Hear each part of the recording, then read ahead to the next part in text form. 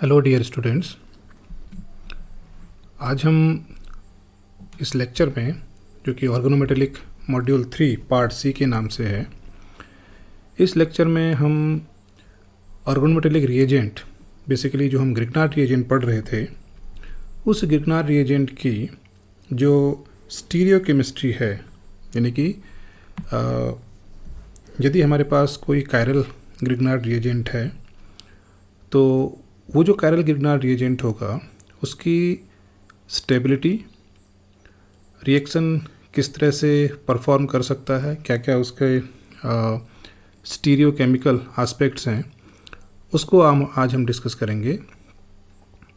इससे पहले मॉड्यूल में हम लोगों ने देखा था कि ग्रिग्नार्ड रिएजेंट की जो रिएक्शंस होती हैं, उन रिएक्शंस को हम लोगों ने डिफरेंट फंक्शनल ग्रुप्स के साथ जो रिएक्शन कराई थी उनको डिस्कस किया था, जिसमें सबसे जो इम्पोर्टेंट रिएक्शन आप लोगों ने पढ़ी थी वो इम्पोर्टेंट रिएक्शन है कि एसाइल एडिशन और acyl substitution, reaction with carbon dioxide, conjugate addition जिसको हमने डिटेल में डिस्कस किया था, 1,2 एडिशन, 1,4 एडिशन, साथ ही हम लोगों ने reaction with nitrile C++N, reaction with epoxide ring opening, and at the end of previous lecture we have also discussed the rearrangement that is involved in epoxide ring opening processes. आज के इस lecture को हम start करते हैं।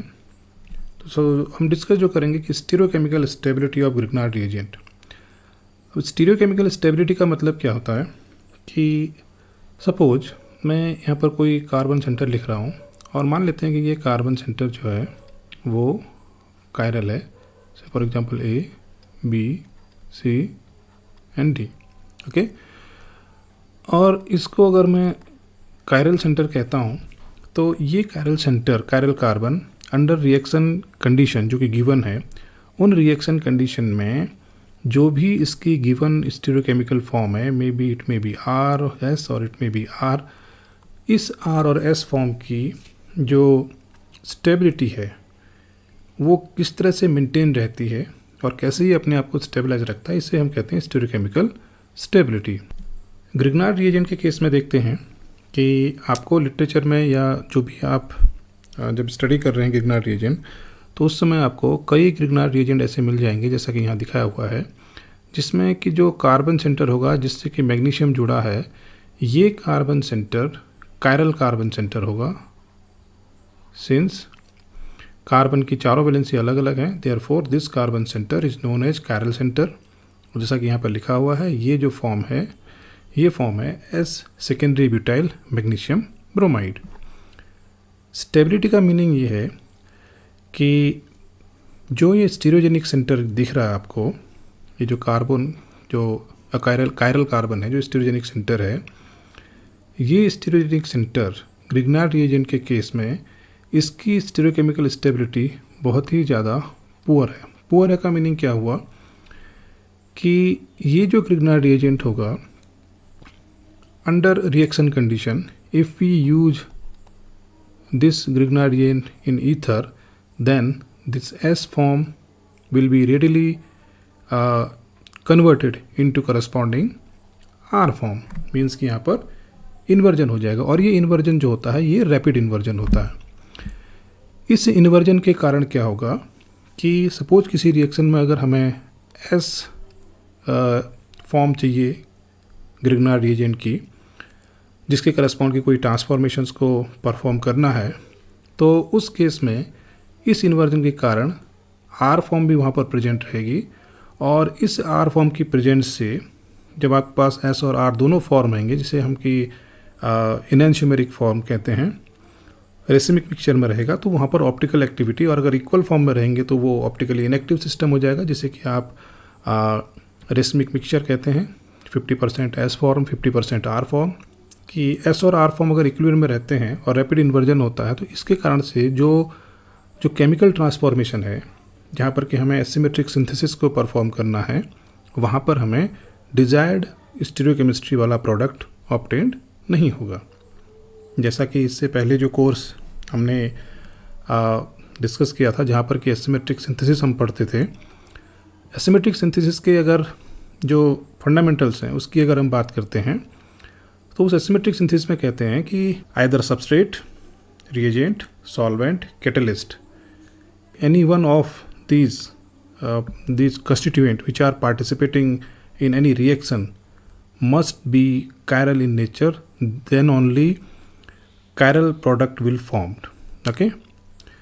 दूसरा ये कहते हैं कि if we have a substrate which is achiral, तो जो भी सबस्ट्रेट है जहाँ पर की रिएक्शन होनी है वो अगर अकायरल है and reagent is chiral, then वहाँ पर हमें एनांशियोमेरिक पेयर मिलता है, ठीक है। लेकिन अगर सबस्ट्रेट में जहाँ पर रिएक्शन सेंटर है उस रिएक्शन सेंटर के अलावा किसी दूसरे सेंटर पर कायरलिटी है और अगर आप किसी कायरल रिएजेंट के रिएक्शन उस पर अगर आप प्रोकायरल सेंटर पर रिएक्शन करा रहे हैं तो वहाँ पर हमें डायस्टेरियोमर मिलते हैं। ये स्टीरियोकेमिस्ट्री या एसिमेट्रिक सिंथेसिस का एक फंडामेंटल है। अब जो रैपिड इन्वर्जन है, इस रैपिड इन्वर्जन को फ्रैंकेल एंड कोवर्कर ने भी स्टडी किया था 1966, बहुत पहले इसको डिस्कस कर लिया गया था। इस रैपिड इन्वर्जन के कारण जो ग्रिग्नार्ड रिएजेंट है इसकी जो सिंथेटिक यूटिलिटी है टुवर्ड्स एसिमेट्रिक सिंथेसिस, ऑल्दो हम लोगों ने पढ़ा था कि Grignard reagents are very useful for various chemical transformations. Okay, therefore if we consider this Grignard reagent which is chiral in nature and which undergo rapid inversion in its configuration, that is R converted into S and S converted into R, so because of this rapid inversion such Grignard reagent has very limited synthetic utility in terms of asymmetric synthesis. Okay, अब ये जो rapid inversion है, ठीक है, rapid inversion होता है इसमें, लेकिन ये जो रैपिड इन्वर्जन है ये ईथर में बहुत ज़्यादा होता है in compare to THF। Ethereal solution लेंगे, यानी कि ether means like diethyl ether, ठीक है, आप इसको ले लीजिए, ये डाइथिल ईथर आप लेंगे तो यहाँ पर इन्वर्जन का रेट बहुत ज़्यादा हुआ in compare to THF। Therefore जब आप स्टीरियोकेमिस्ट्री डिस्कस करते हैं ग्रिग्नार्ड रिएजेंट की और अगर आपको एसिमेट्रिक सिंथेसिस या एसिमेट्रिक प्रोडक्ट बनाना है तो उस केस में हम ईथर की जगह THF को लेना ज़्यादा फेवर करेंगे। इस स्टीरियोकेमिस्ट्री ऑफ ग्रिग्नार्ड रिएजेंट को हम एग्जांपल से समझते हैं कि कैसे stability of Grignard reagent which is chiral in nature जो है वो रिस्पॉन्सिबल होती है फॉर अटेनिंग एसिमेट्रिक सिंथेसिस। जैसा कि यहाँ पर एक प्रोडक्ट दिखाया गया है, ये प्रोडक्ट है S1-फेनिल ब्यूटेन 1-फेनिल-2-ब्यूटिल मैग्नीशियम क्लोराइड। इसको सबसे पहले होल्जर एंड हॉफमैन ने 2003 में रिपोर्ट किया था और ये -78 डिग्री पर स्टेबल ग्रिग्नार्ड रिएजेंट है। इस ग्रिग्नार्ड रिएजेंट को 1-क्लोरो-2-फेनिल सल्फोक्साइड जो कि ये दिखाया गया है, इस सबस्ट्रेट की रिएक्शन इथाइल मैग्नीशियम क्लोराइड्स के साथ कराने पर कराई गई। उससे हमको 1-क्लोरो-2-फेनिल मैग्नीशियम क्लोराइड, ये एक नया ग्रिग्नार्ड रिएजेंट मिला। जब इस ग्रिग्नार्ड रिएजेंट की रिएक्शन हमने further second mole of ethyl magnesium chloride से कराया इन THF, तब यहाँ पर simple SN2 kind of reaction means ethyl part will react over here and it will leave like this. तो सिंपल जो SN2 रिएक्शन से हमें ये प्रोडक्ट मिला। अब इस प्रोडक्ट की यूटिलिटी देखते हैं कि इस प्रोडक्ट को कोमाडा एंड क्यूरी ने जब विनाइल ब्रोमाइड के साथ इन प्रेजेंस ऑफ निकल कैटलिस्ट जब यूज किया, तब आप देख रहे हैं कि सिंपल न्यूक्लियोफिलिक सब्स्टिट्यूशन रिएक्शन है कि this centre is electronegative, carbon negative, and this is comparatively positive, so it simply gives substitution reaction like this, and MgBr will leave. So ultimately we will get this substituted product along with the eliminated product, which is this one. This eliminated product formed in 11%, whereas the substituted product is formed in 89% with 80% of enantiomeric excess. Okay. Similarly, जब ये जो reagent है, ये जो optically active Grignard reagent है, इस optically active Grignard reagent की reaction phenyl isothiocyanate इसके साथ कराई, तो आइसोथायोसाइनेट के साथ कराने पर हमें जो करस्पॉन्डिंग प्रोडक्ट मिला, ये प्रोडक्ट भी ऑप्टिकली प्योर था। तो इस प्रकार हम देख सकते हैं कि यदि हमारे पास optically pure stable Grignard reagent है, तो उस स्टेबल ग्रिग्नार्ड रिएजेंट का यूज हम कैसे एसिमेट्रिक सिंथेसिस में कर सकते हैं। अब बात करते हैं कि स्टीरियो सेलेक्टिविटी इन ग्रिग्नार्ड रिएजेंट। जैसा कि इससे पहले कोर्स में हम लोगों ने एसिमेट्रिक सिंथेसिस के बारे में पढ़ा था कि एसिमेट्रिक सिंथेसिस के जो पॉइंट्स थे उसमें ये था कि for any asymmetric synthesis if we have a prochiral molecule, prochiral centre basically, okay, इस प्रोकैरियल सेंटर पर जब किसी न्यूक्लियोफाइल या किसी रिएजेंट की रिएक्शन कराते हैं तो यहाँ से हमें जो प्रोडक्ट मिलता है, दैट प्रोडक्ट में बी ऑप्टिकली एक्टिव और this kind of synthesis known as asymmetric synthesis.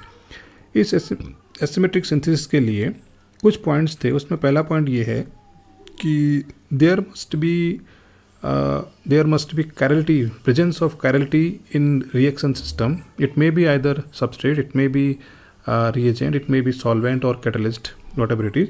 Among these constituent of reaction, there must be presence of chirality in any one of these constituent so that the asymmetric product can be obtained. Okay. जैसा कि यहाँ पर example में दिखाया गया है, ये जो एग्जाम्पल हमारे पास है, ये एग्जाम्पल अकायरल है, और ये जो सबस्ट्रेट है, जो कीटोन है, वो एसिमेट्रिक कीटोन है। एसिमेट्रिक मीन्स इस कार्बन के अराउंड सिमेट्री प्रेजेंट नहीं है। आप यहाँ देख सकते हैं कि ये प्रोपाइल पार्ट है और ये मिथाइल है। ओके, ये जो रिएजेंट हमें दिख रहा है, ये रिएजेंट हमारे पास कायरल है, इस सेंटर पर कायरलिटी इसमें है। इन केस अगर ये स्टेबल रहता है तो उस स्टेबल के केस में अगर इन दोनों की रिएक्शन होती है तब हमें यहाँ पर क्या होगा कि मिक्सचर ऑफ प्रोडक्ट मिलेगा। और मिक्सचर ऑफ प्रोडक्ट कैसा मिलेगा, यहाँ पर हमें डायस्टेरियोमेर मिलेगा। If we have chirality in substrate और रिएजेंट, देन द प्रोडक्ट जो बनेगा वो डायस्टेरियोमर बनेंगे। अब इसमें देखते हैं, जैसा कि यहाँ पर दिखाया हुआ है कि यहाँ पर एक टर्म आ रहा है कि syn racemic as well as anti racemic. Syn racemic और एंटी रेसिमिक का मीनिंग क्या है कि सिंस हमारे पास जब ये रिएक्शन होगी इस कीटोन की और इस ग्रिग्नार्ड रिएजेंट की, तो हमारे पास क्या सिचुएशन हो सकती है, this is OH, this is methyl and this is PH and methyl. हमारे पास आपको दिख रहा होगा कि एक ही सेंटर कायरल सेंटर है और एक ही कायरल सेंटर है, तो हमारे पास टोटल 2 कायरल सेंटर हैं। तो 2⁻² इक्वल टू 4, हमारे पास 4 ऑप्टिकली एक्टिव मॉलिक्यूल्स यहाँ पर 4 आइसोमर्स जिससे हम कह सकते हैं वो बनने हैं। 4 आइसोमर कैसे हो सकते हैं? 4 आइसोमर किस तरह से बन सकते हैं कि सपोज एक हम यहाँ पर OH लिख लें और ये हो गया, देन इस तरह से यहाँ पर मिथाइल हो गया, और ये pH ऐसा भी हो सकता है, और ये pH जो हमारे पास है Me, ये pH ऐसा भी हो सकता है। सिमिलरली से 2 प्रोडक्ट और क्या बन सकते हैं? 2 प्रोडक्ट ये बन सकते हैं कि OH बिलो द प्लेन जाए, मिथाइल अबव द प्लेन रहे, pH अबव द प्लेन आ जाए, और नेक्स्ट आइसोमर में OH बिलो द प्लेन जाए, Me अबव द प्लेन आए, और ये जो फेनिल है ये भी बिलो द प्लेन जाए। आप देख रहे होंगे कि हमें यहाँ पर इनकमिंग ग्रुप, चूँकि हमारे पास इनकमिंग ग्रुप जो है वो ये पार्ट है, ये इनकमिंग ग्रुप है पूरा, इसको और इसकी रिलेशन देखते हैं। OH और pH अगर सेम प्लेन पर है, OH और pH अगर सेम प्लेन पर है तो ये सिन है, तो 2 सिन के आइसोमर बनेंगे रेसिमिक। अब इस पर अगर हम देखते हैं, इस मॉलिक्यूल को देखते हैं, तो यहाँ पर जो कॉन्फ़िगरेशन होगा और यहाँ पर कॉन्फ़िगरेशन होगा, इस मॉलिक्यूल में यहाँ पर जो कॉन्फ़िगरेशन है और यहाँ पर कॉन्फ़िगरेशन है, ये सब अपोजिट होंगे। इस मीन्स 4th और 1st ये एनांशियोमर हो गए, और इक्वल अमाउंट में बनेंगे, रेसिमिक हो गया तो सिन का रेसिमिक हो गया। सिमिलरली सेकेंड और थर्ड ये इक्वल अमाउंट में बनेंगे तो यहाँ पर एंटी का रेसिमिक हो गया। आप देख सकते हैं कि यहाँ पर जो OH है ये OH और PH अपोजिट प्लेन पर है, ये OH और PH अपोजिट प्लेन पर है, तो ये एंटी हो गया। ठीक हो गया। इसी तरह से अगर कोई सबस्ट्रेट आपको गिवन है जैसा कि यहाँ पर दिखाया हुआ है, इस सबस्ट्रेट में इस सेंटर के अराउंड जो स्टेरिक्स है वो स्टेरिक्स का एक्सटेंट जो है वो डिफरेंट है इसके अराउंड और इसके अराउंड। अब इस नॉन बॉर्निल कीटोन में जब न्यूक्लियोफिलिक एडिशन होता है तो इस केस में जो न्यूक्लियोफाइल होगा, इनकमिंग न्यूक्लियोफाइल, उसके पास दो पॉसिबिलिटी होती हैं। It can approach via exo plane, it can approach via इंडोप्लेन।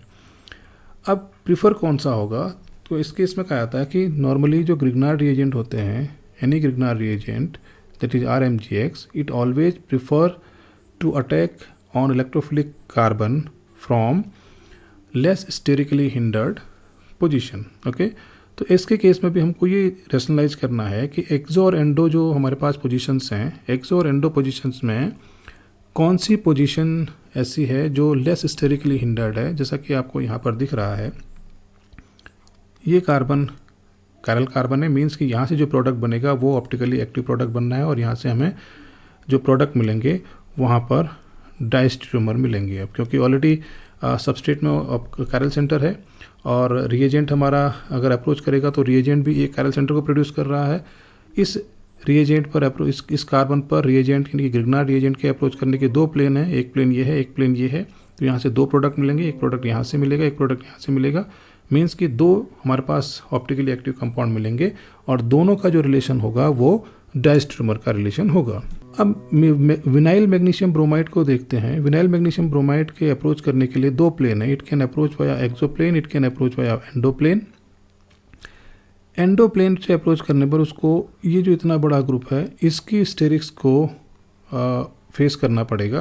Therefore endo position से अप्रोच करना आसान नहीं है and it will prefer to approach via exo plane. तो उससे क्या होगा, जैसा आपको दिख रहा है, एक्सोप्लेन से अप्रोच किया तो यहाँ पर 54% बन रहा है और अगर ये एंडोप्लेन से आता है, ये जो प्लेन है ये एंडोप्लेन है, यहाँ से आता 24% हमें यहाँ पर प्रोडक्ट मिलता है।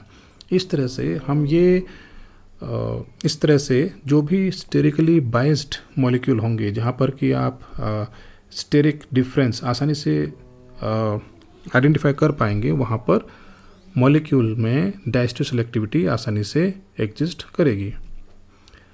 सिमिलरली कई ऐसे सबस्ट्रेट होंगे जहाँ पर जो स्टेरिक्स है वो बहुत ही स्टेरिक्स का इन्वॉल्वमेंट बहुत कम होगा, तो वहाँ पर भी जो डायस्टो सेलेक्टिविटी है वो भी आसानी से आप उसको अटेन कर सकते हैं। अब उसके लिए रिस्पॉन्सिबल फैक्टर्स क्या होंगे, उसके लिए रिस्पॉन्सिबल फैक्टर होंगे कि कहाँ पर जो ट्रांजिशन स्टेट है वो स्टेबल बन रही है। अब इस एग्जांपल को देखते हैं। इस एग्जांपल में ये जो सेंटर आपको दिख रहा है ये सेंटर कायरल सेंटर है, यानी कि ये जो ग्रिग्नार्ड रिएजेंट है वो कायरल रिएजेंट है और सबस्ट्रेट जो बेंजाइल्डिहाइड है ये अकायरल है। मीन्स कि यहाँ से भी हमें डायस्टेरियोमर मिलना है। ओके, अब अगर डायस्टेरियोमर मिलना है तो डायस्टेरियोमर मिलने के चांस ये हो सकते हैं कि जो OH और Br है, ये OH और Br एक दूसरे के सिन भी हो सकते हैं, OH और Br एक दूसरे के एंटी भी हो सकते हैं। तो हमें ये देखना है कि ये OH और Br में जो सिन है, अब जैसा कि यहाँ पर दिखाया गया है, सिन का जो फॉर्मेशन था वो एंटी के करस्पॉन्ड 92:8 के रेशियो में था, यानी कि 92% सिन बना और 8% ओनली एंटी बना। अब इसको देखते हैं कि ये कैसे बना। इससे पहले एग्जाम्पल में जो हमने रेशनलाइज किया था वहाँ पर देखा था कि कहाँ पर स्टेरिक्स ज़्यादा इन्वॉल्व है, जहाँ पर स्टेरिक हिंड्रेंस ज़्यादा थी वहाँ से प्रोडक्ट कम बना, जहाँ से स्टेरिक हिंड्रेंस कम थी वहाँ पर प्रोडक्ट ज़्यादा बना। इसके केस में सिन क्यों ज़्यादा बना उसको देखने का तरीका ये है कि मान लेते हैं कि ये हमारे पास सिन पोजीशन है, मतलब सिन OMgBr और यहाँ पर Br ये PH। सिन का मीनिंग ये है कि दोनों एक ही प्लेन पर है और एंटी का मीनिंग ये है कि Br अगर इस प्लेन पर है तो PH OMgBr जो है वो अपोजिट प्लेन पर चला जाए।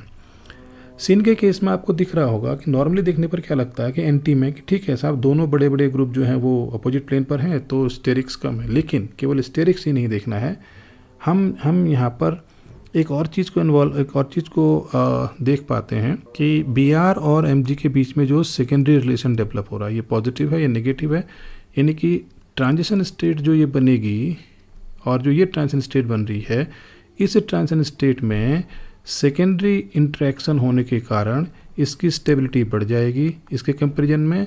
और हमको पता है कि कर्टिन हैमिट प्रिंसिपल से जो ट्रांजिशन स्टेट ज़्यादा स्टेबल होगी उसके करस्पॉन्ड जो प्रोडक्ट होगा वो ज़्यादा बनेगा। इसका मीनिंग इस ट्रांजिशन स्टेट के करस्पॉन्ड प्रोडक्शन है, देयरफॉर इसका परसेंटेज ज़्यादा बनेगा, इसका परसेंटेज कम बनेगा। ओके, अब इस लास्ट स्लाइड में कुछ एग्जांपल्स हमने यहाँ दिए हुए हैं, आप इन एग्जांपल्स की प्रैक्टिस कर सकते हैं खुद से। ये डिफरेंट ग्रिग्नार्ड रिएजेंट जो है उनकी अलग अलग सबस्ट्रेट के साथ रिएक्शन करा के आप इनकी प्रैक्टिस कर सकते हैं। आज के इस लेक्चर में हम यहीं पर एंड करेंगे। इन केस यदि आपको कोई डाउट्स हैं तो आप अपने डाउट्स पोस्ट कर सकते हैं। I will be happy to address all these questions. Till then, thank you for watching.